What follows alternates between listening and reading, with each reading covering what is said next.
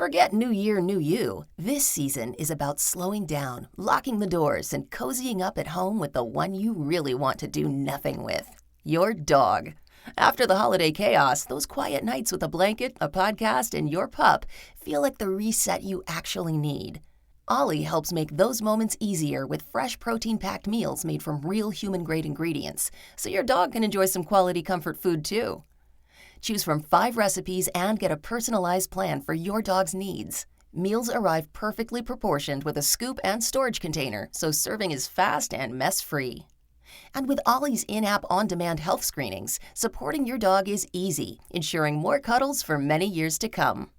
Visit ollie.com/truecrime and use code TRUECRIME for 60% off your first box. Robert Durst's wife, Kathie McCormack Durst, went missing in 1982. Robert Durst's close friend, Susan Berman, was killed in 2000. And in 2001, the dismembered remains of 71-year-old Morris Black were found by a young teenage boy and his father, who were fishing in Galveston Bay in Texas. Inside various garbage bags were the torso and limbs, everything but the head, which has never been found. A piece of newspaper also found inside the bags had a sticker with a delivery address on it, which led investigators to an apartment building nearby. Morris Black was one of 4 residents who lived there. Another resident was Robert Durst, although authorities didn't know that at first because he was living there as a woman named Dorothy Siner. They were able to piece together that Dorothy Siner was actually Robert Durst, and they also connected Durst to the gun that had killed Black. Durst was charged with murder, but he posted bond in the amount of $300,000 and then went on the run.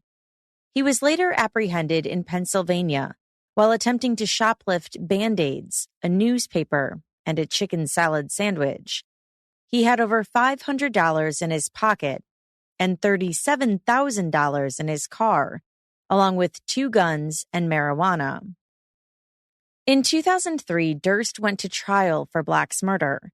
Prosecutors said that Durst murdered Black because Black had figured out his identity, and Durst was afraid that he was going to be arrested for his wife Kathie's disappearance. Durst's defense team, meanwhile, said Durst and Black had a violent life-or-death struggle over a gun that Black had threatened to kill Durst with. The struggle ended with the gun going off and shooting Black in the face. They told the jury that Durst was traumatized, got drunk, and cut up the body before disposing of it in the bay. On the stand, Durst said he didn't remember cutting up the body and that he had downed a 5th of Jack Daniels. The jury appeared to either buy Durst's story or, perhaps more likely, had enough reasonable doubt, and they found him not guilty of murder. The following is from an ABC News report at the time. In Galveston, Texas today, a very high-profile murder trial ended with a verdict that was so surprising the defendant appeared to be caught off guard. Texas is one of the toughest states to escape a murder charge, but Robert Durst was not the typical defendant. He's the heir to one of New York's largest real estate fortunes. Here's ABC's Dan Harris. With the jury, find the defendant, Robert Durst, not guilty. Robert Durst made no effort to hide his relief at the verdict. The evidence against him was damning. Durst admitted to shooting and killing his neighbor and then cutting his body to pieces with a saw. Prosecutors portrayed Durst as a cold-blooded murderer who killed Morris Black to steal his identity, so Durst could hide from investigators who suspected him in the disappearance of his wife and the murder of another friend. Durst and his high-priced, high-powered attorneys argued that he killed Morris Black by accident, that the two had struggled over a gun when Durst found Black illegally inside his apartment. It worked. Robert Durst did plead guilty to skipping bond, evidence tampering, which included dismembering the body, and taking a gun across state lines while on the run. He was sentenced to 5 years in prison, with credit for time served. But his legal problems didn't end there. In 2015, he was finally arrested for his friend Susan Berman's murder. Fast forward to the summer of 2021, and Durst was again at trial, facing down a life sentence for murder. Would he get the same break in this case as he did in the Morris Black one? In part one, I covered the evidence the prosecution presented as it pertains to Kathie's disappearance and Susan's murder. If you haven't listened to that yet, I highly suggest doing that before listening to part two. Today, I'll continue with the prosecution's case, and then we'll hear from the defendant himself. And at the end, I'll go over some recent updates as of this recording that have already taken place. Remember, in this episode, Robert Durst is on trial for Susan's murder, but evidence regarding his involvement in Kathie's disappearance and Morris Black's death was allowed in. This is Jillian, and in partnership with Law and Crime, you are listening to Court Junkie, episode 178, part 2.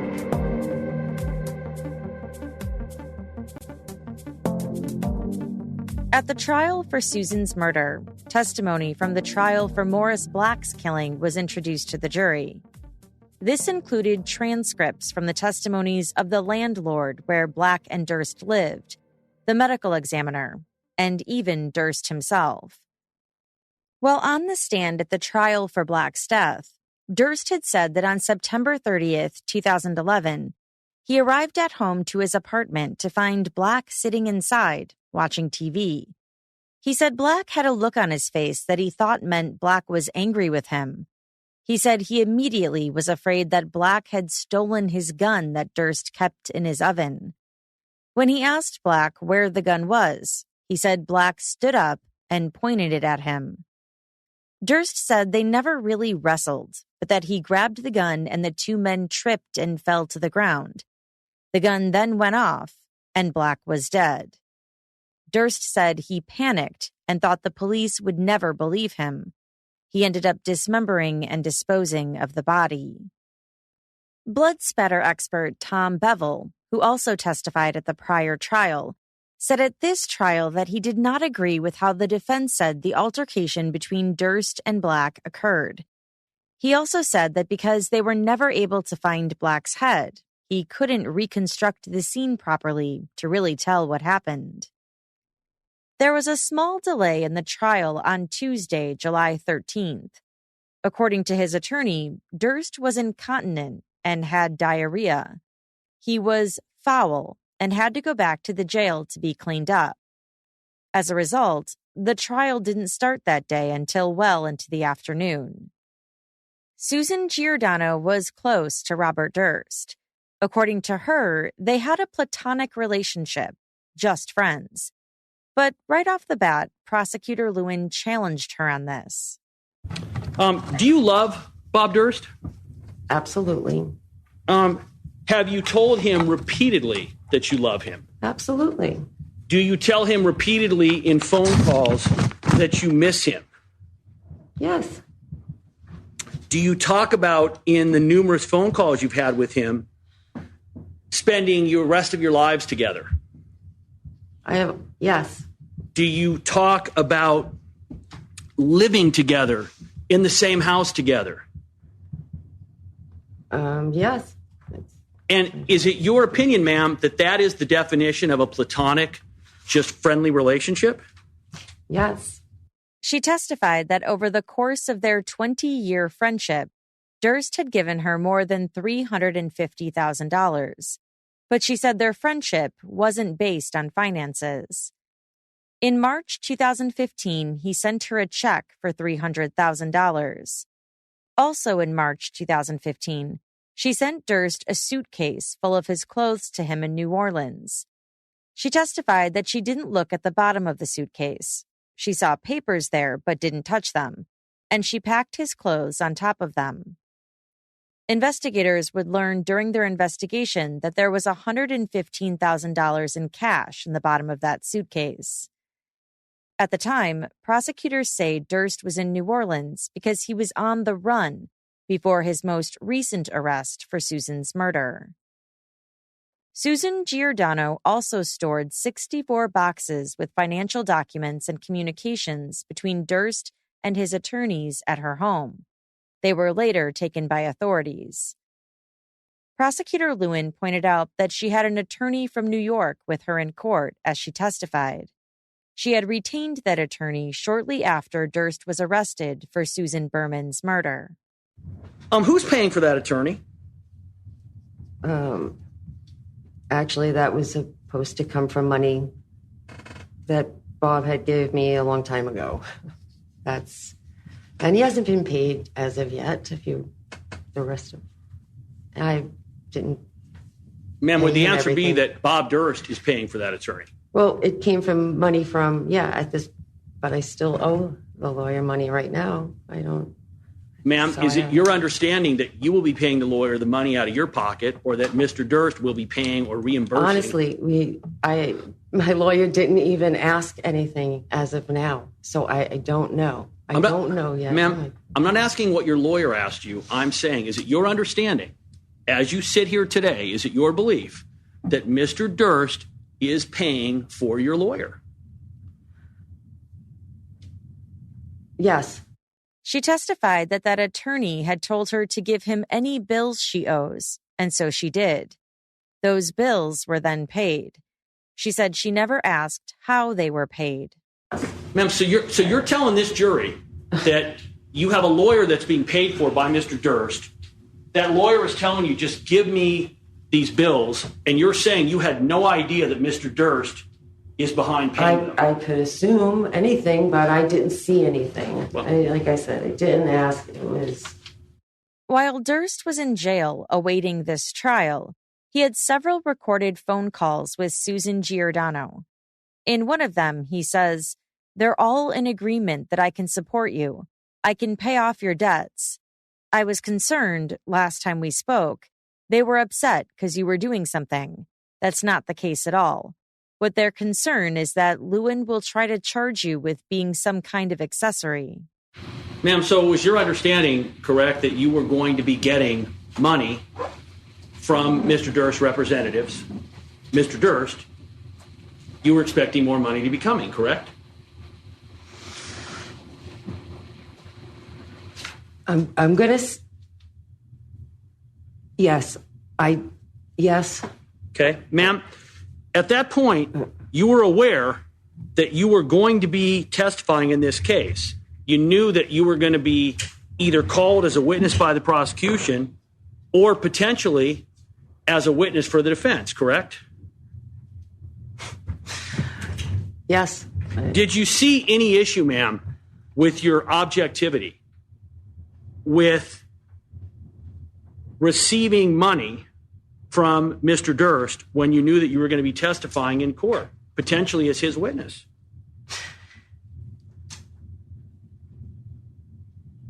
Yes. So that's why I never told him how much I would have needed, to make sure that I told him at some other point, some other time.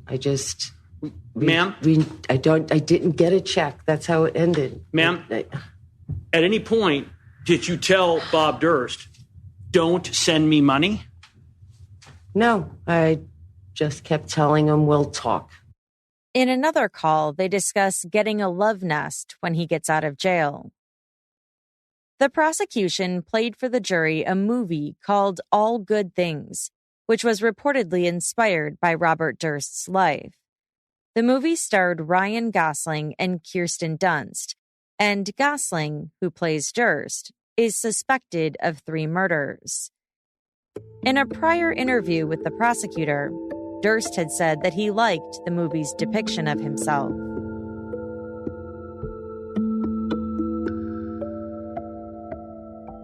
In addition to the jury viewing the movie All Good Things, they also viewed parts of the HBO series The Jinx, The Life and Deaths of Robert Durst.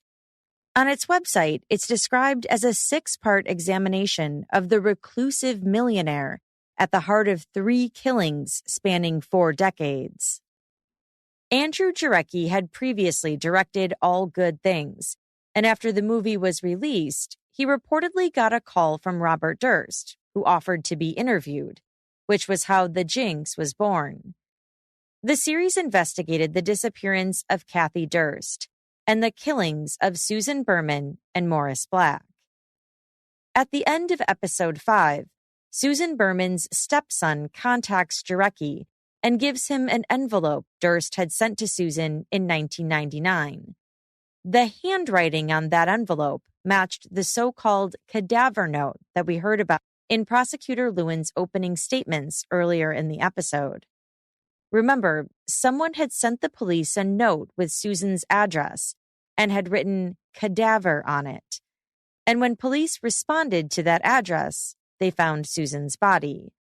Well, not only did the handwriting from the envelope match the handwriting on the cadaver note, but the word Beverly was misspelled the same way on both. Susan Giordano, that very close friend of Durst, was questioned about this episode by Prosecutor Lewin. In fact, after this episode aired, Prosecutor Lewin said Durst fled. Isn't it true that you told Andrew Jarecki that Bob Durst told you that, in essence, things were going bad and he had to get away? Yes, I didn't consider it fleeing. I just thought he was coming to New York, and he was jumping to conclusions. So he was not really fleeing if you're coming back to New York. I didn't. Ma'am, so when you said to him, everything's going to go bad, you didn't take that as meaning he was fleeing? No, I just thought he was jumping to conclusions. Well, ma'am, you had watched episode 5 of The Jinx, correct? I did see parts of it. Well, ma'am, you knew when you were talking to Mr. Durst that in episode 5, that was when he had been confronted with the cadaver note and the Sereb note, correct? Right. Ma'am, you agree that back at that time, Mr. Durst was completely denying authorship of the cadaver note, correct? Correct. And you were aware of that, correct? Yes. And when you saw episode 5 and you saw him being confronted with these 2 notes that looked the same, which he's now actually admitted that he wrote, you realized, ma'am, that that was a problem for Mr. Durst, correct? I can't.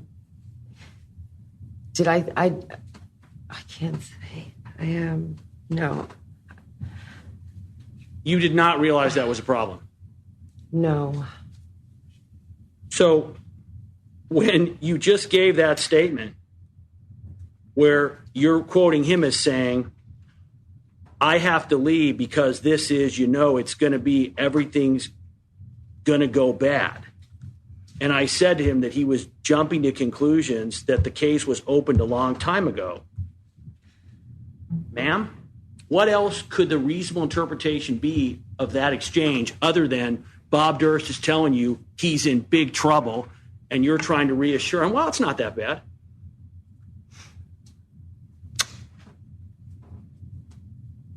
I can't say.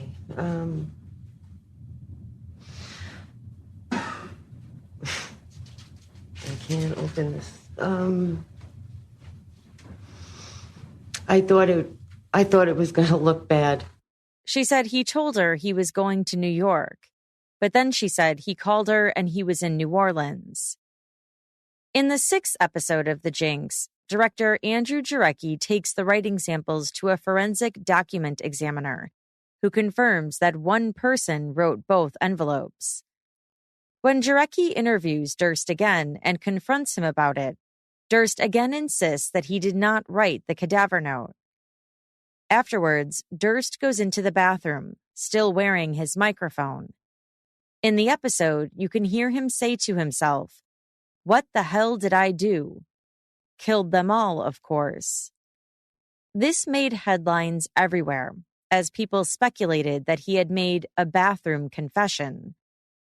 At trial, however, we learned that the producers had actually edited what he had said and had put the 2 phrases together. Instead, he had said, "Killed them all, of course," several minutes before saying, "What the hell did I do?" On the night of the airing of that sixth and final episode of The Jinx, Durst was arrested in New Orleans and charged with Susan's murder. In May 2015, while Durst was in jail awaiting trial, he spoke with a friend of his named Jeannie Clark. Their phone call was recorded. In it, Durst said that he never should have spoken to that schmuck, referring to Jarecki. He said that after watching the fourth episode, he started to think I had a problem. In a later recorded phone call with Clark, he said he needs to find a friend who would testify that he never misspelled Beverly, saying that would be very helpful. Jeannie Clark's recorded video testimony was played for the jury. She often can't recall things, and at one point, when asked about the Jinx, she asked, "Who's the Jinx?" Without the jury present, another hearing was held in the courtroom. This time, the defense filed a motion for a mistrial, saying that Durst's health was so bad that he was unable to testify in his own defense. And since everyone has a right to testify, they wanted a mistrial. They brought a doctor to the stand who testified that Durst could die if he testified, and that he should be hospitalized right now. The judge took it under advisement, but ultimately denied the motion, saying he has endured 11 weeks of trial, but remains mentally present. And so not only would the trial continue, but Robert Durst would take the stand.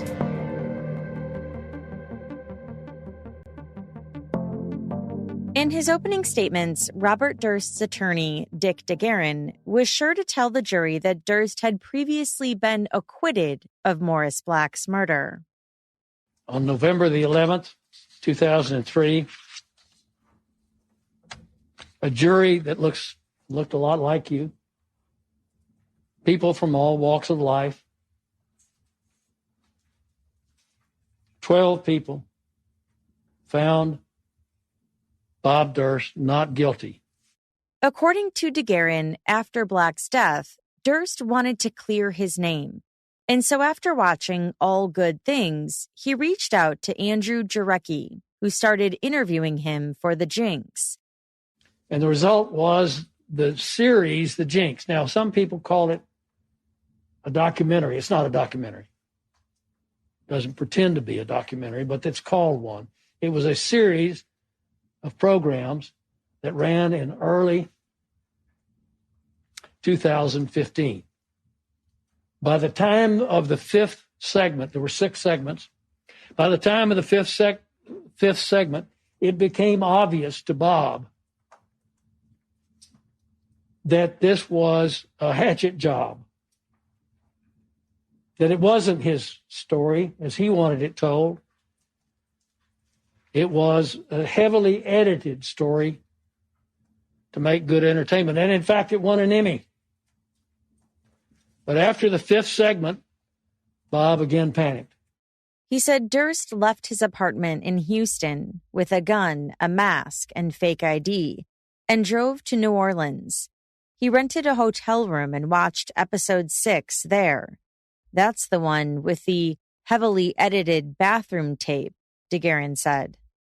What the evidence will show is that Bob finally realized what Jarecki and his crew were trying to show, that he killed them all.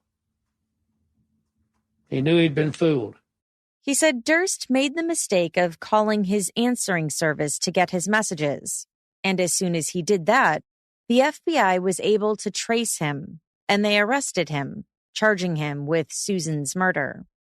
The only case before you to determine a verdict is the murder of Susan Berman. The evidence is lacking. The evidence isn't there. Bob Durst did not kill Susan Berman, and he doesn't know who did.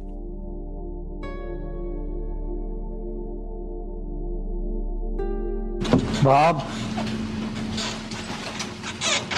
did you kill Susan Berman? No. Do you know who did? No, I do not. 78-year-old Robert Durst was on the stand, answering questions for his attorney, Dick DeGuerin. After those initial questions, Durst told the court about his health problems, his childhood, and how he met Kathie and Susan. He said the last time he saw Kathie was when he dropped her off at a train station in Westchester on January 31st, 1982. He said he and Kathie had just spent the weekend together at their cottage, and she was going to their apartment on the Upper West Side. She was starting a new rotation the following morning. That week, he said he ran his normal errands, like dropping their dog off to the vet and looking at houses in Connecticut. He said it wasn't unusual for Kathie to stay overnight at the school at times. Was she able to stay at the school for, say, maybe a day or two or three in a row while she was doing these 24-hour shifts? Yes, there were various places where Kathie could stay, and our relationship, as it had gone downhill, she had spent more time not coming home. So was it unusual for you at this time not to hear from Kathie, or not? It was not unusual. So were you worried that first night when you didn't hear from her? No, I was not worried at all. He told the jury that he didn't know anything was wrong until later in the week, when he got a voicemail from a woman at Kathie's school saying that Kathie hadn't been in and that she was in jeopardy of receiving an incomplete on her work. He admitted to lying to investigators when he initially told them that he had called Kathie on the night she disappeared and that she had made it to their apartment. He also admitted that he had lied about going to the neighbor's house for a drink after dropping Kathie off. He said it seemed like the detective wanted him to tell him that he had done stuff after taking Kathie to the train station. I sort of told him what I felt like he wanted to hear, he said. He testified that he was concerned that Kathie had a cocaine addiction and that she was ditching her schoolwork due to that. But he said it never dawned on him that something could have happened to her. It was more like, what had Kathie done to Kathie? And when you say, what had Kathie done to Kathie, what do you mean your concern was? The cocaine and the alcohol. He finally called the police to report Kathie missing on Thursday, February 4th, but he said the lady on the phone didn't take him seriously.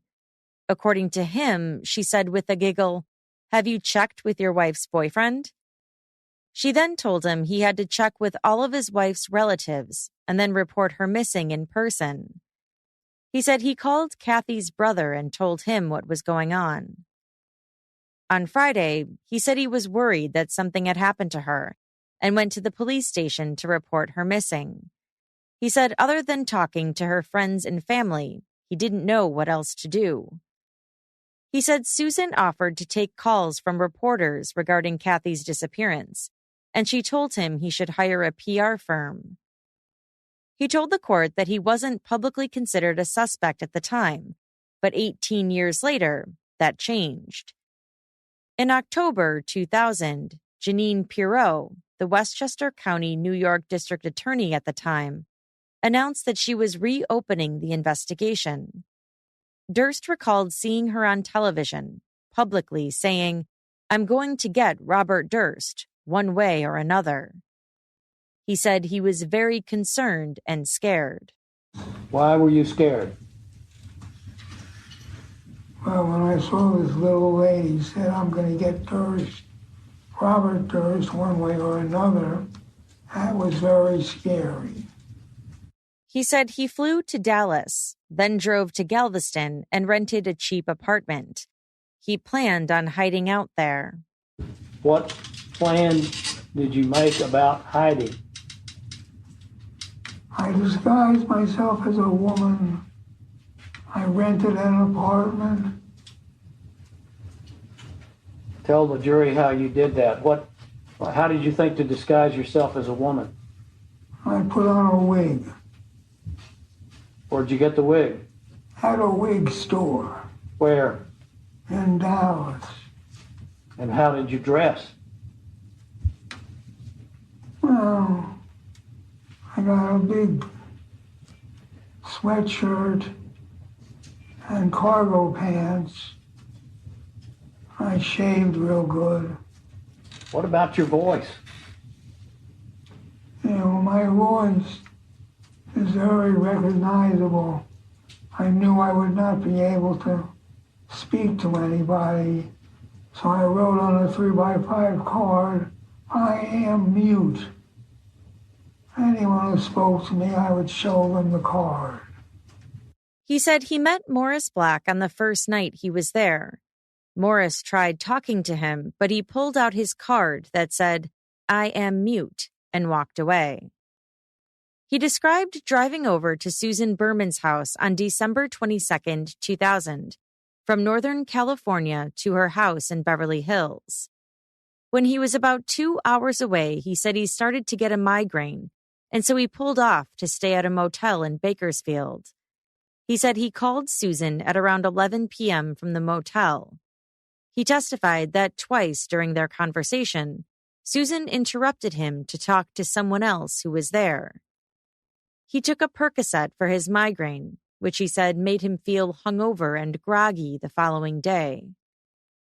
The next morning, he said he left the motel and drove the remaining 2 hours to Susan's. That's when he found her dead on the floor of her bedroom. He told the court that he at first thought she had fainted, but when he put his hand over her nose and mouth, he said her breath felt cold. He tried lifting her up by her arms and then dropped her after seeing a puddle of liquid around her head. He testified that he believed the killer was still inside the house. He left and called 911 from a payphone, but didn't give his name. He told the jury that he did write the cadaver note, but that he didn't kill Susan. He knew it would be hard to believe, and so he lied about it.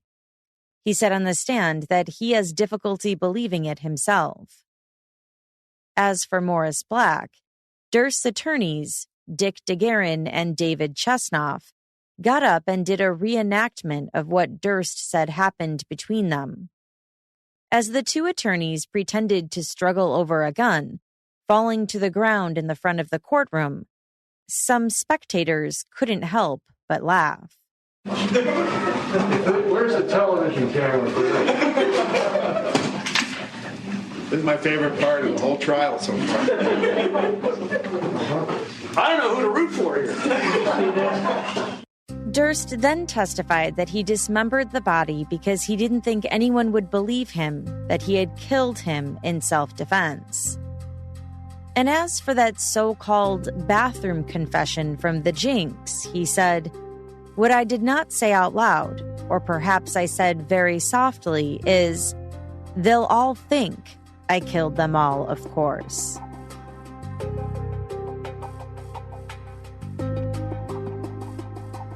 So, Mr. Durst, Mr. DeGuerin called you Bob.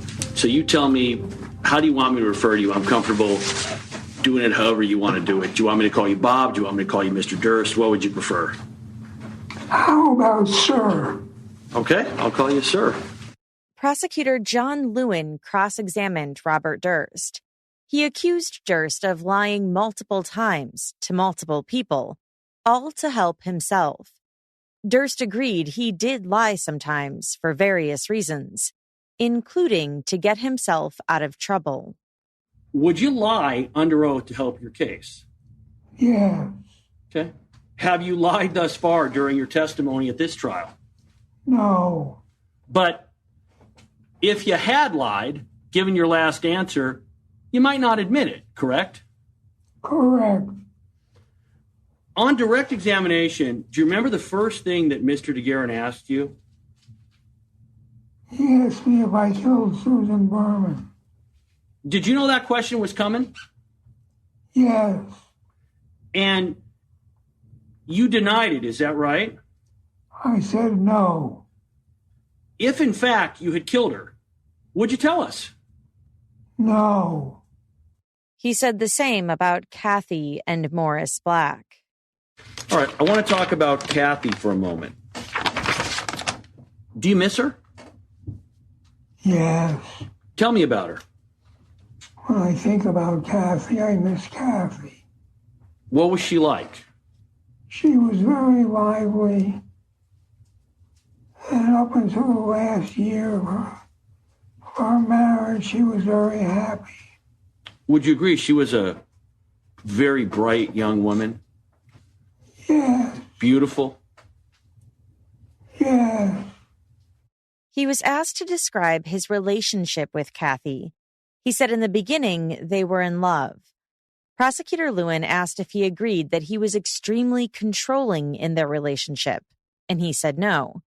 Lewin then played a prior interview where Durst said he was always very, very, very controlling. They went back and forth like this for a while. Prosecutor Lewin would ask him if something was true. Durst would deny it. And then Lewin would replay an interview or even direct testimony where Durst said the opposite. Durst said he was confused or just plain didn't remember. You have made an issue during your cross-examination at times when I have confronted you with statements you have made. You have said, and I'm paraphrasing, I'm not normal. I'm told I'm on the autism spectrum. Do you recall saying that? Yeah. Would you agree, Mr. Durst? Just want to make sure. You're not blaming your alleged autism spectrum disorder for your conduct in this case, are you? What do you mean, my conduct in this case? So as an example, you've admitted to repeated perjury. That's not because you're on the spectrum, correct? Well, maybe it is. So you're blaming the fact that you come into court and you've repeatedly lied under oath, and you're telling this jury that you're not responsible for that. That's because you're on the spectrum. Is that your testimony? Sure, why not? Do you believe that's true? Do you believe that autism, being on the spectrum, a serious disease or condition that many people have to deal with, do you believe that somehow that makes you into a liar? Sure. Lewin asked if there would be any reasonable scenario to support a theory Durst had brought up earlier, that Kathie had potentially initially run away and then was maybe killed months or years later. You want a reasonable one? Yes, I want a reasonable scenario. She was with her boyfriend for 6 months, and then her boyfriend killed her. Which boyfriend would that be? I did not know who her boyfriends were. So she went off with her boyfriend, abandoned a divorce with a wealthy person, and decided 2 months short of medical school that she was just going to give it up. Does that sound reasonable to you? In the context of what we're doing, I'm going to say it's reasonable. In the context of what we're doing, does that mean you up here on the stand telling crazy stories that you can't support? I mean, correct? You're asking me to tell I think it's argumentative. I think that is argumentative, so I will not allow an answer. Mr. Durst, I'm asking you if that scenario that you just described, that your wife, a few months short of graduating from medical school, potentially getting divorced and going to get a settlement from you of money, that she would, quote, take off with her boyfriend for 6 months, not finish medical school, not divorce you and get any money, and then just apparently die in some unrelated fashion? Does that sound reasonable to you? Maybe they went on a cruise. He said both he and Kathie had affairs. One of his was with Prudence Farrow, sister of Mia Farrow. He said the affair started before Kathie disappeared and lasted until after.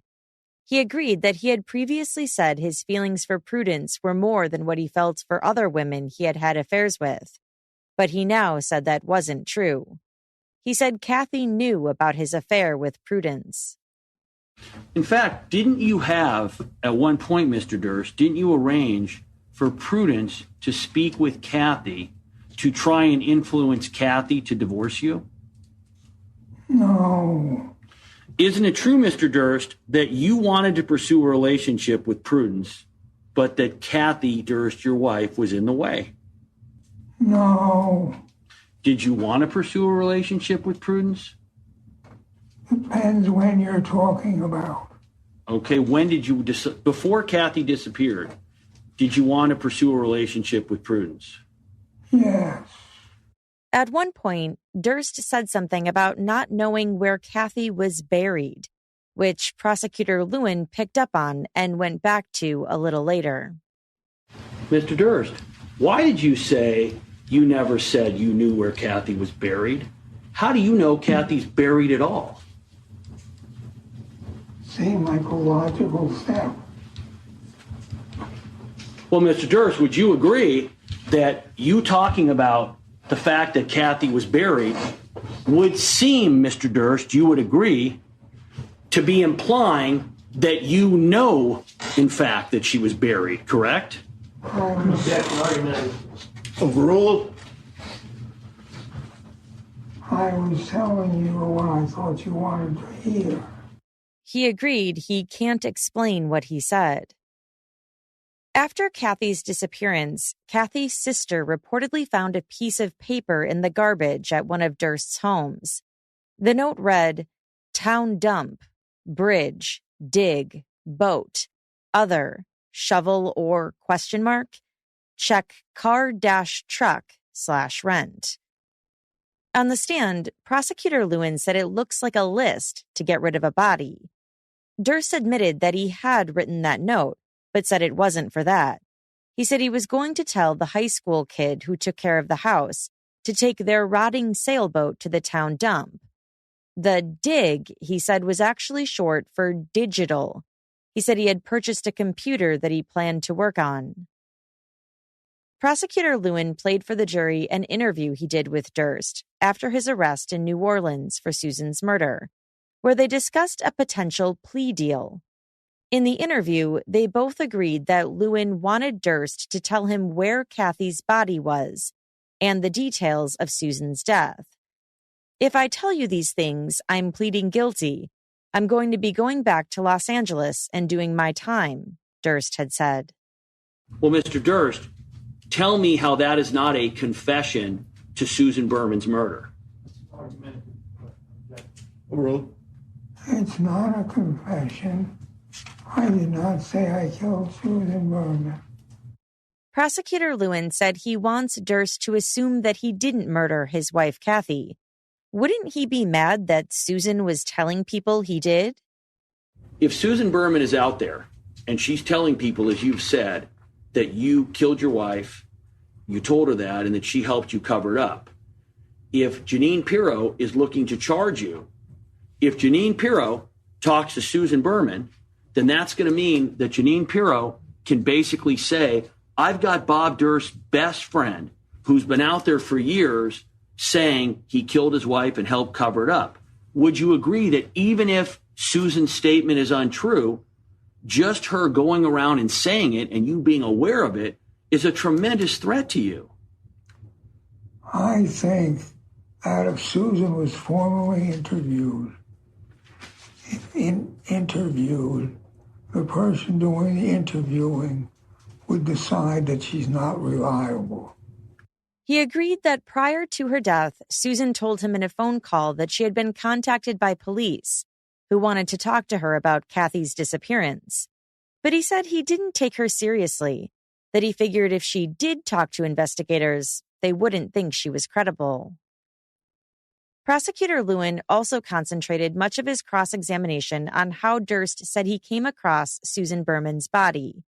On direct, Durst had said he put his hands over her nose and mouth and could feel that her breath was cold. And you would agree that her breath could not have been cold if she was dead, correct? Is that correct? Her breath could not be cold if she was dead. I don't know. I just don't know. Mr. Durst, you said you're not a highly intelligent man, but you said you're an intelligent person. Is it your testimony that you don't know whether or not Susan Berman being dead, you're not sure whether or not she could be breathing cold air that you would have felt? You don't know that answer. I think you're asking me details of something that I'd never experienced. I put my hand over her face and it felt cold. And whether I thought it was her breath or her face that was cold, I really don't know. And if I said it was one or the other, I was just speaking my mind. Lewin also asked Durst about him saying on direct that he believed the killer may have still been inside the house when he found Susan's body. Would you agree, Mr. Durst, that you are aware, as you testified today, that it is in your interest to try to make it appear that Susan died as close to the time you found her as possible? Would you agree? That's the argument. No, I would not agree. So is it your contention that Susan Berman was killed by somebody who was in the house while you were there or around the time that you got there? Is that your contention? I said the killer might have been in the house when I arrived. Would you agree, Mr. Durst, that given your observations about Susan's cold face and the black-looking blood, that if the killer were in the house, it would appear as if they stayed there a long time after they killed her? I have no idea. Prosecutor Lewin also showed a side-by-side of the cadaver note and stamps that were found inside Susan's home. The stamps on both were identical. I never knew up until this minute that the stamps in Susan Berman's house were the same kind of stamp that I put on the cadaver note. I don't remember taking a stamp from Susan Berman's house. I also don't remember getting a stamp anyplace else. So is it fair to say then that when you look at this, you easily could have taken a stamp from Susan's house? It's possible. Prosecutor Lewin pointed out that the fact that there's no physical evidence that shows Durst was ever inside Susan's home doesn't mean that he didn't kill her. Mr. Durst, did you go in the house and touch numerous items? Yes. And you would agree that there's no physical evidence that's been recovered that links you to the house, correct? Correct. Would you further agree then that the fact that there is no physical evidence that links you to the house doesn't mean you were not in the house, correct? Objection. I was in the house. Lewin asked if he had ever faked or discussed faking any illnesses in either of his homicide cases, the Morris Black case or this one. Durst said no. In fact, Mr. Durst, isn't it true that your playbook of kind of faking medical conditions goes all the way back to your arrest in Pennsylvania and your trial in Galveston? I have no playbook of faking medical conditions. Please put up LADA 130635, please. That's your handwriting, correct, Mr. Durst? Correct. And I'm going to read it. It says, correct, if I am wrongfully convicted, I will be an inmate in Texas where all inmates, except those with medical reasons, work. I would like to know if there is an eye disease or impairment that I could fake. I was once diagnosed as having glaucoma because I did not pay attention to the flashing lights and seemingly missed most of them. Is there a condition or disease that is hard to diagnose except by the symptoms that the patient describes? Please assume that the doctors, many quite elderly who work in the Texas prison, would take other jobs if they were available. Also assume that the equipment is 10 to 15 years old. Obviously, I would not attempt to fake blindness. All that is necessary is that I have some problems. And then you signed the letter and wrote the words color blindness on the side of the letter. Is that correct? Correct. Durst said the only time he ever thought about faking a medical condition was when he wrote that letter. Prosecutor Lewin then played a jailhouse phone call between Durst and Susan Giordano from 2016, where he asks if there are any tests for dementia, like a blood test or anything. She tells him no, only through a psychologist. He says, "I'm thinking it's going to be to my advantage to say I'm suffering from dementia." Mr. Durst, were these lies attempting to manipulate? I don't see how I was lying. You don't see how you were lying when you're saying that it would be to your advantage to say I'm suffering from dementia when you've now just said you were not suffering from dementia? Wouldn't that be a lie? I think I'm talking hypothetically. Prosecutor Lewin also included many questions about Morris Black in his cross-examination, asking how Durst could have so calmly described dismembering him back when he was on trial for Black's death. Would you agree that it appears to be somewhat detached and, frankly, cold? I don't think anybody would derive anything from me going anyway, like you are doing. Mr. Doesn't it sound like you're almost telling a story as if you were like building a shed, talking about the tools you have, and then you simply go anyway, and then you move on to your next topic? Doesn't it seem a bit out of place when you're talking about the dismemberment of a human being? Overruled. I have no idea how one should talk about a dismemberment. He was asked if it was difficult to cut up Black's body, and he said he doesn't remember. When asked if he believed the body parts in the garbage bags would sink into the ocean, he said yes. Do you recall the testimony, Mr. Durst, that the only body part of Morris Black's that was not found was his head? Do you recall that? I recall that. You believed that the body parts were going to sink or would be pulled out into the ocean, correct? I believe they would sink. That didn't happen, did it? They floated. You did not have any understanding of how the tides worked in Galveston Bay at that time, did you? I never had any understanding about how the tides worked in Galveston Bay, ever. And in fact, Mr. Durst, you saw the bags after you dumped them, they began to wash up on the shore, correct? Correct. And that caused you to panic, didn't it? I don't know if I panicked. Well, Mr. Durst, were you aware that inside the bags were, among other things, a newspaper that had the address of where Morris Black lived? I was not aware of that. You were concerned, though, Mr. Durst, that if Morris Black's body was recovered, particularly his head, that number one, they would be able to easily identify him, correct? Correct. And you were also concerned, Mr. Durst, strike that. You would agree, Mr. Durst, that if they recovered Morris Black's head, that if you had shot him in the back of the head and not the front of the head, that would be revealed, correct? Correct. Lewin asked if Durst has any idea what happened to Black's head. Durst said no.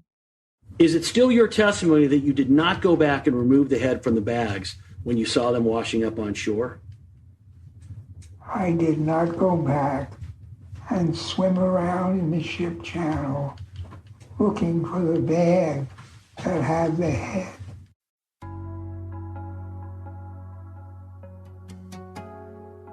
Prosecutor Habib Balian started his closing arguments by telling the jury he thought this day would never come, which brought some chuckles in the courtroom. But although it was a lengthy trial with a number of witnesses, he said this case isn't difficult at all. He said an escalating pattern of domestic violence and control led to Kathie Durst being wiped off the face of this earth. He said Durst then went to his best friend, Susan Berman. He chose wisely. He knew she would help him, given how fiercely loyal she was, given her moral code. given her loyalty, how she puts loyalty above everything else. And he chose wisely. And together they embarked on a campaign. They embarked on a campaign to obscure the truth, to lead the investigation in a completely wrong direction.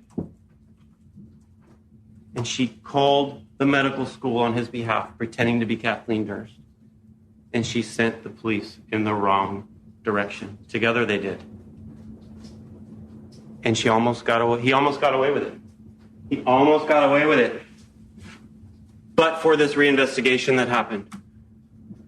And during this reinvestigation, it became public again. The pressure came on again. And what did he do? Like Kathleen Durst, he wiped her away. He said Susan helped Durst get out of that jam, and what she got was a bullet in the back of her head by her best friend. This case is easy. Morris Black. And the defendant runs and hides and flees to Galveston. There's only one person who can lead the police to his doorstep, who knows about who he is, who knows apparently about the reinvestigation. And what does he do? Like Kathie, like Susan, he gets wiped off the face of this earth. He said the case can be summed up in 9 simple words. But this case, if I wanted to, can be summed up in 9 simple words. It was her or me. I had no choice. In their closing arguments, Durst's attorney, Dick DeGuerin, attacked prosecutors, saying they spent 9 days beating up a sick old man who can't defend himself. Calculated to cause you to hate him. I wouldn't blame you after seeing what you've seen in this courtroom for hating Bob Durst. He said he has known Durst for 20 years and that he's proud to stand before the jury and defend him when no one else would. He said he wouldn't blame the jury if they hate Durst and believe he's a liar. But a liar doesn't equal a killer, he said. They have to bring evidence, and there is no direct evidence. This case is supposed to be about Susan Berman. But we heard months and months of evidence about a case in Galveston in which I represented Bob Durst, in which 12 good citizens found him not guilty on more evidence than you heard here. You heard only part of the evidence in Galveston. He said prosecutors went through efforts to demonize Durst so that the jury would overlook the weakness of evidence about Susan. He said Susan made up stories and told different people different things. Susan always wanted to make herself appear more important. And so she did have a role when Kathie went missing. She became Bob's PR spokesperson because she had experience and she knew people in the business. But she wanted to make herself seem more important, and so she built up her importance in all that. He told the jury if they have questions about how Kathie died, prosecutors haven't proven their case. If they have questions about whether Susan really made that phone call, prosecutors haven't proven their case. And they have to vote not guilty. Durst's other attorney, David Chesnoff, also gave closing arguments. He said it's a false premise that Susan called Kathie's school, pretending to be her, on Durst's behalf. There's absolutely no evidence at our trial of any calls between Bob and Susan preceding the call to Dean Cook that got transferred to Dean Cooperman. Not a single record that Bob Durst had any communication with Susan Berman the night of the 31st. That's what it would take. If Susan is calling the next day, Bob would have had to tell her What evidence did they show to you at all of any communication between Bob Durst and Susan Berman to put this thing together? Nothing. Zero. How does the conspiracy occur if there are no records, he asked. He said there's no proof beyond a reasonable doubt that Susan was a witness, and the charges require that. Whatever you may think of their theory, they have not proved it beyond a reasonable doubt. If there was evidence, they would have presented it. That's their responsibility in meeting the burden of proof. If there was a toll call between South Salem, where Bob was, and New York City, where Susan was, there would be phone records, but none exist. If she didn't call, there is no secret. There is nothing to be a witness about. Might be entertaining for a fictional movie. Not entertaining when someone's life's on the line. And there is certainly no evidence beyond a reasonable doubt. None. The jury deliberated for about 7 hours over 3 days, during which Durst was reportedly in isolation after having come into contact with someone who had the coronavirus. The jury ended up finding him guilty of Susan's murder. He was not present for the verdict. In October 2021, Durst was sentenced to life in prison. Just days later, he contracted COVID-19 himself and was hospitalized and placed on a ventilator. Robert Durst has since been officially charged with second-degree murder for the death of his wife, Kathie Durst. His latest mugshot was taken in his hospital bed. Only time will tell if he will actually be well enough to face trial for Kathie's murder. And that's all for this episode. Again, I'd like to thank Kathie Roussan from Law and Crime for her meticulous note-taking during this trial. Please go ahead and give her a follow on Twitter at Kathie Roussan. She often covers live trials and has a great feed. I'd also love to hear your thoughts on this case. Let me know by joining the conversation on Instagram at CourtJunkie, by tweeting me at CourtJunkiePod, or by emailing me at podcast@courtjunkie.com. If you'd like to hear these episodes without the ads and check out additional bonus episodes, go to courtjunkie.com/support, which will take you to my Patreon page. My latest bonus episode at the $6 and $10 levels is about the Jeffrey Paschal trial. Jeffrey Paschal was best known from 90 Day Fiancé before the 90 days, but he recently went on trial for domestic assault and kidnapping. Again, you can check that out at courtjunkie.com/support at the $6 and $10 levels. Thanks again for listening. Until next time.